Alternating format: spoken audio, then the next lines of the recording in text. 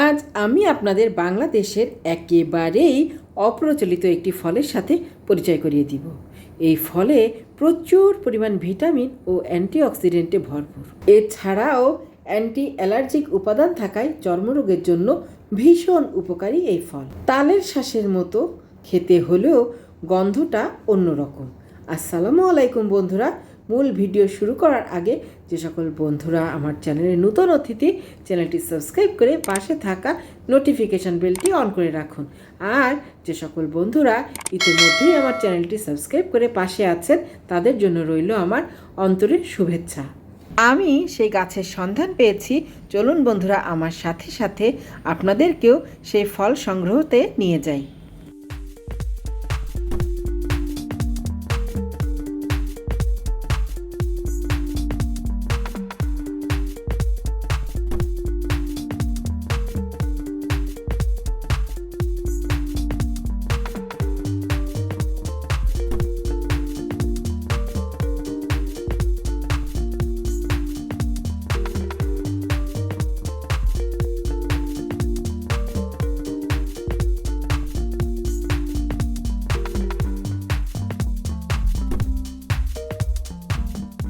Mangrove অঞ্চলে নদীনালা ও খালবিলের পাশে জন্মে এই ফলের গাছ। সাধারণত খুলনা, সাতক্ষীরা, বাগেরহাট, সুন্দরবন এলাকায় এই ফলের গাছ প্রচুর পরিমাণে দেখা যায়।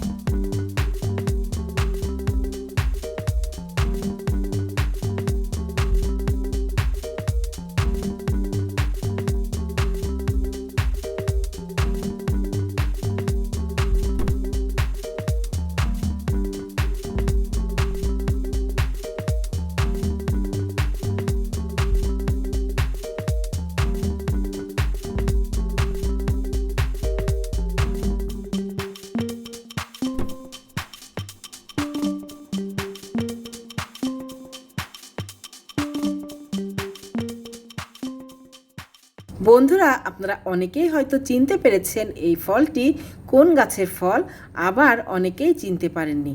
যারা চিনতে পারেননি তাদের জন্য আজকের এই ভিডিওটি।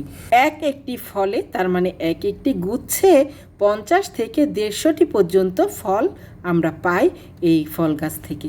পাশেই একটি পাখির বাসা দেখতে পাচ্ছি। কি পাখির বাসা সেটা বুঝতে পারছি না, তবে টুনটুনি পাখির বাসা হবে সম্ভবত। তবে সাবধানে দেখতে হচ্ছে, কারণ শোনা যায় যে পাখির বাসাতেই নাকি সাপদের আনাগোনা বেশি থাকে।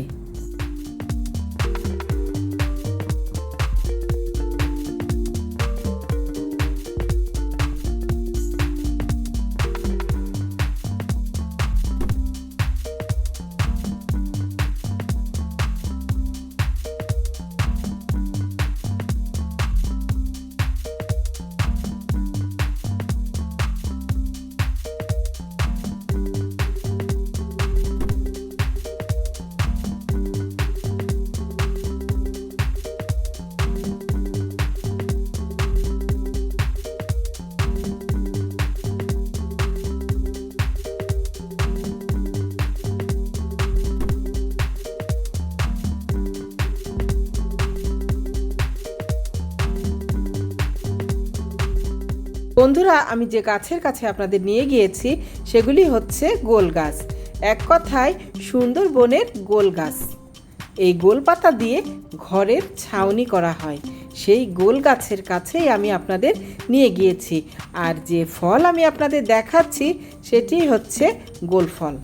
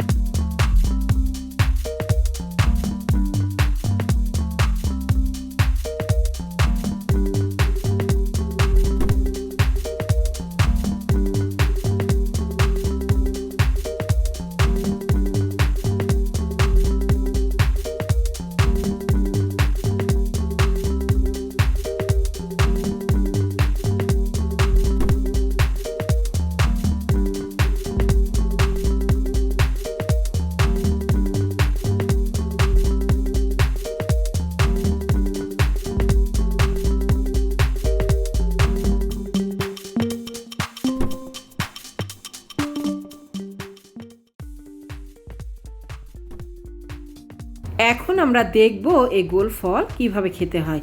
চলুন বন্ধুরা, আমার সাথে সাথে আপনারাও দেখে নিন যে গোল ফল কিভাবে খেতে হয়।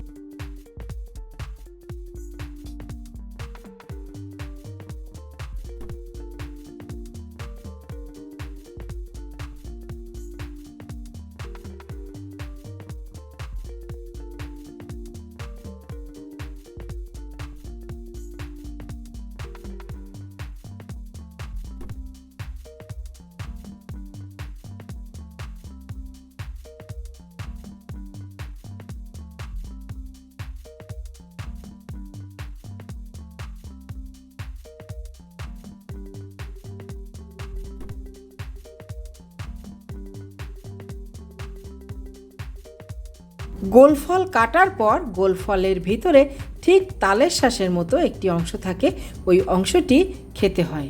তবে দুঃখের বিষয় হচ্ছে আমরা যে গোল ফলটি কেটেছি সেই গোল ফলটি এখনও খাওয়ার উপযোগী হয়নি, তার মানে এখনও পরিপক্ক হয়নি।